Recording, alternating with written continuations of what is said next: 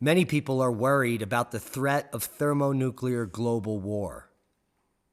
But there is, in fact, a bigger threat, a more logical one, and it's called HEMP, H-E-M-P, High Altitude Electromagnetic Pulse. And because the nuclear weapons that we have on planet Earth have increased in size and strength, detonating on the surface is sure devastation for the entire world. And people, the elites that are waging these wars, I'm pretty certain that they don't want their grandchildren to live in a completely burnt hellhole. And that brings in high-altitude electromagnetic pulse. And the way to wage a nuclear war that is new, unique, and does not destroy the planet, just the infrastructure. Now, in today's world, we are surrounded by the most sophisticated and high-tech microprocessors and microcontroller technology, which controls all of the transport and finance, electricity, communications. Well, you can draw a good picture. Now, an EMP, or electromagnetic pulse, has the destructive tendency to devastate any electronic equipment in its specified path range, causing electronic equipment to burn out. And with the continuous development and use and dependability of modern-day equipment, it's almost impossible for us to go back from the current microelectric generation that we live in. And this makes electromagnetic pulse one of the most deadliest and terrifying weapons in the world, causing huge collateral and infrastructural damage to any nation and their interests. Its possible causes and effects on the nearby electronic components within its specified range capability, along with miniature prototypes that have been developed so as to demonstrate the effect of electromagnetic pulse on various smart and dumb devices, and their consecutive role in modern warfare as directed energy weapons, or DEWs. Currently, there's a lot of research going on electromagnetic pulse phenomenon and weapons. Scientists and military and defense organizations around the world are working on the EMP technology and its application as a weapon in military warfare. There's even subsequent research going on in the shielding of crucial electrical and electronic components against these EMP attacks. Now, the current EMP shields developed can only prevent small amounts of electromagnetic pulse, not the ones we're about to discuss. So they're mostly money-making scams and really won't do anything during the real event. However, a perfect shield against an EMP attack of huge intensity, well, it still hasn't been devised. Although there is the Faraday cage. Ferromagnetic cages provide a protective shield against EMP strike. The problem is, it's nearly impossible to realize every structure, building, electronic gadget, or vehicle shielded by these ferromagnetic cages. So it's just not economically viable. Not only does it cause inconvenience in its installation, but even has a huge initial capital cost for its total installation because it's using copper and other very expensive materials. Hence, it doesn't make it economically viable for the masses. So what is going on with these what is a HEMP? Now, we know we're working on directional EMP devices to take out like a building or a unit. But the real threat now with a nuclear threat is HEMP, the high-altitude EMP detonation. This can devastate an entire country or continent. Now, the electromagnetic pulse EMP is an instantaneous intense energy field that can overload or disrupt at a distance numerous electrical systems and high technology microcircuits, which are especially sensitive to power surges. Now, a large-scale EMP effect can be produced by a single nuclear explosion detonated high in the atmosphere. This method is referred to as high-altitude EMP, or HEMP. A similar, smaller-scale EMP effect can be created using non-nuclear devices with powerful batteries or reactive chemicals like we just discussed. But those are not the global threat. And those smaller units are referred to as high-power microwave, or HPM. Now, several nations, including reported sponsors of terrorism, may currently have a capability of EPM as weapons for cyber warfare or cyber terrorism to disrupt communications in other parts of U.S. critical infrastructure. Also, some equipment and weapons used by the U.S. military may be vulnerable to the effects of EMP. The threat of an EMP attack against the United States is hard to assess, but like you might have thought, there is an assessment, and we're going to leave you links to the full PDF at the bottom of the video. But some observers indicate that it is growing, along with worldwide access to newer technologies and the proliferation of nuclear weapons. In the past, the threat of mutually assured destruction provided a lasting deterrent against the exchange of multiple high-yield nuclear warheads. However, now even a single low-yield nuclear explosion high above the United States, 20 to 250 miles is what we're talking, could produce a large-scale EMP effect that could result in widespread loss of electronics, but no direct fatalities, and may not necessarily evoke a large nuclear retaliatory strike by the U.S. military. So this is a new concept in nuclear warfare, one that is, well, more devastating because it literally knocks you back into the Stone Age. Now, this, coupled with published articles discussing the vulnerability of U.S. critical infrastructure control systems and some U.S. military battlefield systems to the effect of EMP, may create a new incentive for other countries to rapidly develop or acquire nuclear capability. But we're already talking about a war being developed by countries with all of the nuclear capability they need. Now for some historical context. Public awareness of man-made EMPs began on July 9th, 1962, following the Starfish Prime test, during which the U.S. detonated a 1.4 megaton thermonuclear weapon 250 miles above Johnstown Island in the mid-Pacific. And according to the DHS report on protecting critical infrastructure on the Hawaiian Islands, 900 miles away from the explosion, burglar alarms were triggered, circuit breakers opened, and over 300 streetlights in Honolulu failed nearly simultaneously.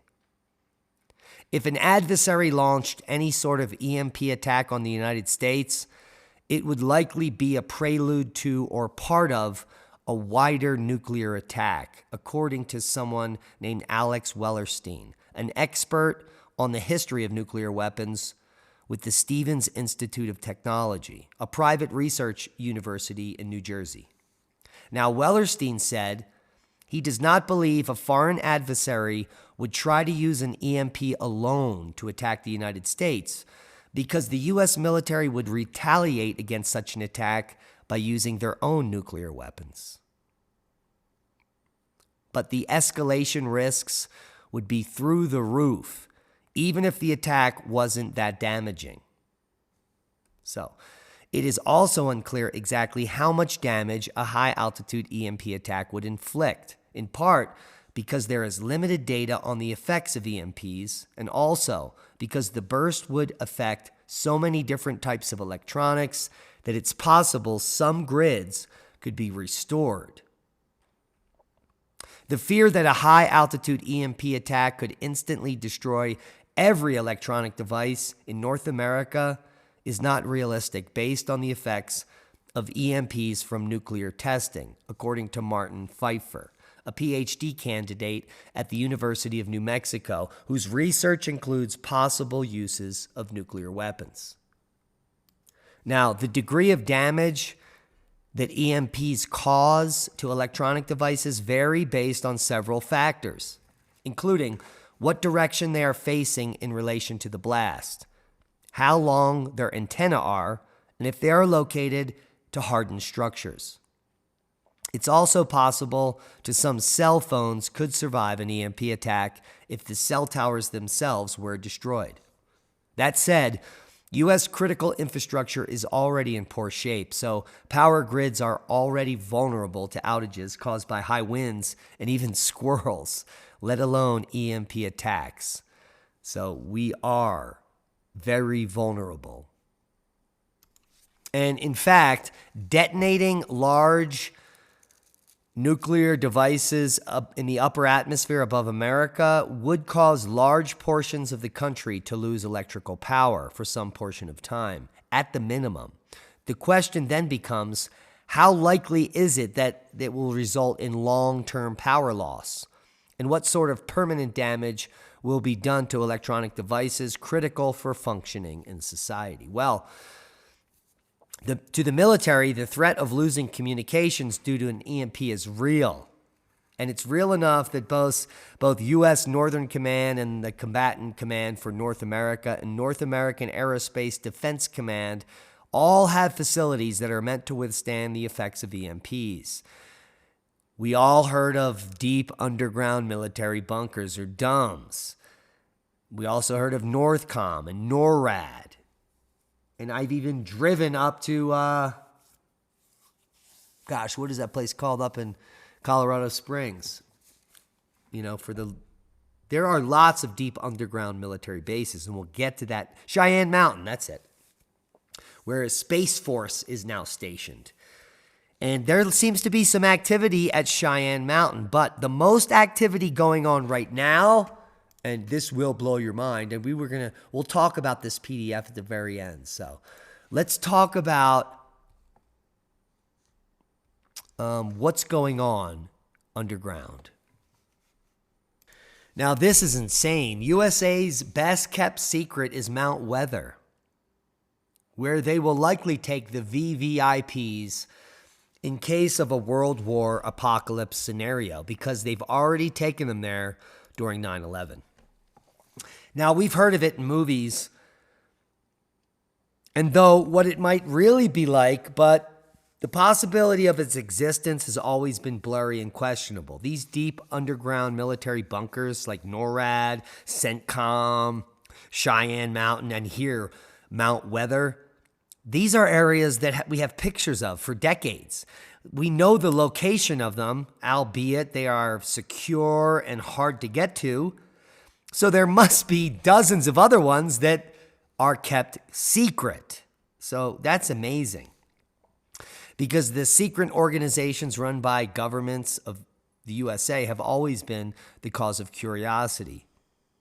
And we now know one of them here. And all the pictures we're going to show you are blurry. I'm pretty sure you'd never heard of Mount Weather. The Mount Weather Emergency Operations Center is a major reallocation site for the highest level civilian and military officials in case of national emergency. Its 564-acre high-security federal government facility along the Loudoun-Clark County border in Virginia is used as the center of operations for the Federal Emergency Management Agency, FEMA. And we all know about FEMA. Now, don't we? And it's run by the Department of Homeland Security, and it plays a key role in U.S. continuity of government plans. So the plan is that when the shit hits the fan, they're going to be ready to go underground and outlive all of you and come back up and take control once again. Built during the Cold War as a relocation site, the facility consists of two parts. the above-ground FEMA complex, and then the 600,000 square foot underground facility. But that's just what they're telling us. There is new contracts and evidence that there is a 20-year plan and construction happening at the site right now in full scale with thousands of workers expanding the site above and below. And the contract doesn't end till 2027, according to what I saw. Now, this underground bunker includes a hospital, a crematorium, dining and recreation areas, sleeping quarters, reservoirs, an emergency power plant, and a radio and television studio, which is part of the emergency broadcasting system. So once an event happens, we're going to have thousands of people underground publishing, doing the same propaganda shit that we're watching now, only from underneath the earth. And this facility is meant to accommodate at least 2,000 people, according to information from 5 years ago. But now there's an expansion. There is a building permit here that extends till 2027 that no one has any idea what is going on at Mount Weather. Now, according to official records, Mount Weather was briefly activated by federal agents on April 7th, 2015, after a major electrical power interruption hit Washington, D.C. region. It was also used during the 9/11 attacks, when the entire congressional leadership was transported there and held underground by helicopter. Well, they were transported by helicopter, then held underground in the 600,000 square foot facility. When was it built? That's what people want to know. Ho, ho, ho. We'll get to that. Well, the backup center was built during the Cold War, and it was completed in 1958. Jacob Rosenthal, a former top aide to Attorney General Robert F. Kennedy, said that he, along with his fellow colleagues, were sent to Mount Weather during the Cuban Missile Crisis. Now, this was the master relocation site for the government for the entire United States. Inside the bowels of the mountain, he added. Mount Weather's existence remained a secret to all but top federal officials until TWA 514 flight crashed in 1974 in close proximity to the site. Hello. But even the federal officials guarded the areas, not allowing any pictures of anything at the site. The cameramen were not even allowed near the smoking debris of the crash that claimed 90 lives. Though right in the middle of the country, even residents of Virginia hardly know the reality inside of Mount Weather, but they do now because of the amount of construction going on, and it's kind of telling. Mount Weather is a large employer, but a widespread mystery to the people and even to some of the facility's own employees. They don't even know what's going on there. So, what say you? Mount Weather is the new, I guess, go-to place for the powers that be because they're taking all the people from Washington here to the site.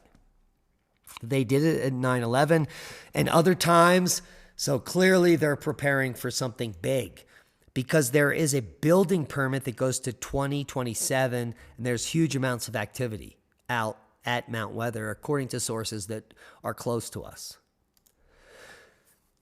So this is all food for thought. We're not here to scare you. We're here to prepare you. We just gave you the most comprehensive expose on high altitude electromagnetic pulse weapons, hemp, smaller scale microwave weapons, directed energy weapons, and what's being done across the world and who's developing them. And we're going to also link you to best practices for protection of mission critical equipment during electromagnetic pulse shielding mitigations. So this is the full PDF in full color where you can actually learn something about what happens during these events and how you can make Faraday cages and secure devices.